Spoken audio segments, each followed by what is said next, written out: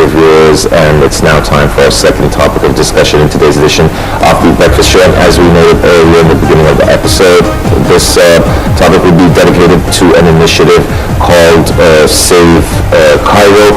And to know more about this initiative and what it aims for, we're most delighted to be joined in the studio by architect Omnya Abdul.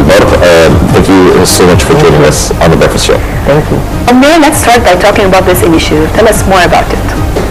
We started in 2012, but we already know each other maybe 10 years ago. Most of us, we've worked on the historic city, whether on restoration projects or in historical research or just lovers for the city. So after the deep deterioration that happened, especially starting in 2011, we decided that we need to make a stand because working on our single project is not enough.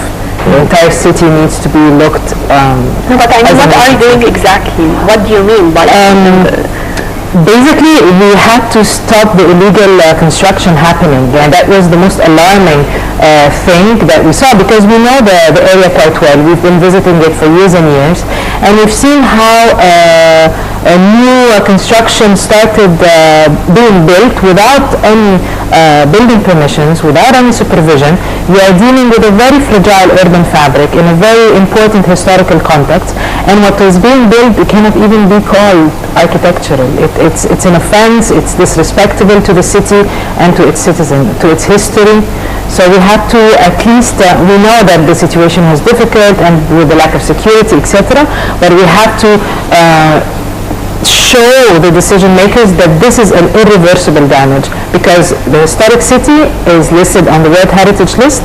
It is one of the most unique Islamic cities, let's call it in this way, in the Middle East. It was the biggest city in the medieval times, and we cannot just deal with it as if it's just a neighborhood like any other neighborhood. Of course, what is happening in historic Cairo is happening all over the Egyptian cities. It's happening in Port Said, it's happening in Asyut, but when it happens to the historic city, it becomes quite alarming and quite damaging to our image as Cairo. Speaking about historic Cairo, what have you done following the bombing outside the museum? Yeah. I was inside the museum. How did you feel? And I woke up that day because the bomb woke me up. I live in Du'i, but I heard it, and I live in a quite high building, so I saw already it was happening. So I told my husband, this must be whether the Ministry of Interior or the museum. I'm going.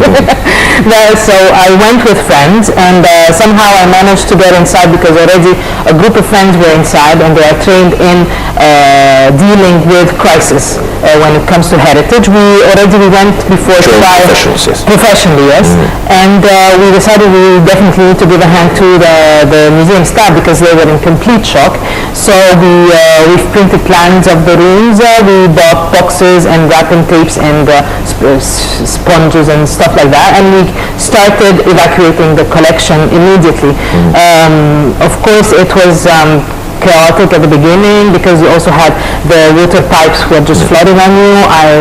We were all having water all over the place, and of course it was quite damaging to the collection, but alhamdulillah that the amount of damage was not at all as we expected, and the collection is now safe. We're working with the Ministry of Antiquities now, because apart from the campaign, we also have a foundation that deals with heritage, and we're trying to come up with a proposal to create a digitized archiving for the museum. Perhaps this can be a pilot project with the Museum of Islamic Art, because it is one of the most important museums and the most important collection. We have museums all over the world, but the Cairo one was very famous and very particularly interesting because it comes from archaeological excavation, not just private collections.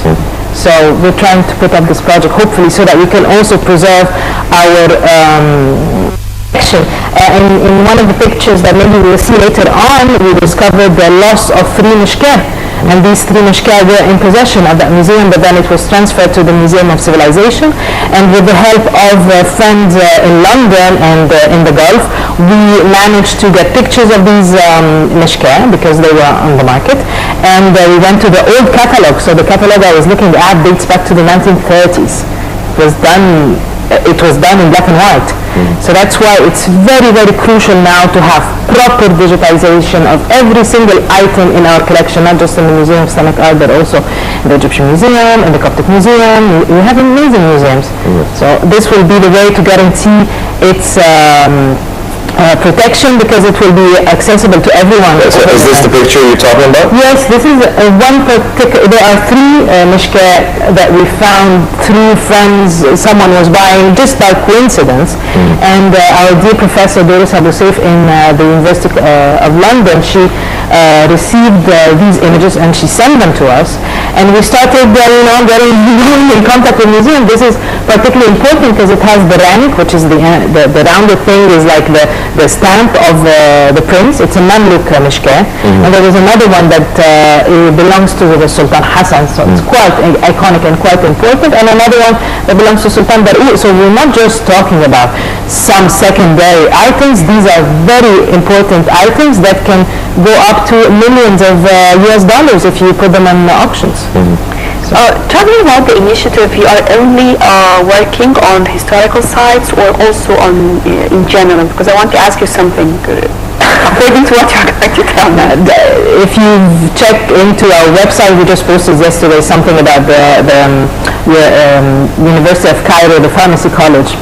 We are architects, most of us, at the end of the day. So the built fabric is important to us. In general. In general. So a friend of ours just sent us they're destroying their old building by taking exactly sites. what I wanted to ask you about, because we travel to different countries, and actually there are certain places that they look very old and unique, and whenever there is a new building to be constructed in the area, this building has to follow the same design, even if this building is And I believe also if it was damaged, it has its uniqueness. I mean, for some reason. Yes, look at Berlin, for example. Look what they've done to Berlin. You have like Milan, again, in certain places. But here in Egypt, for example, you will find yourself in certain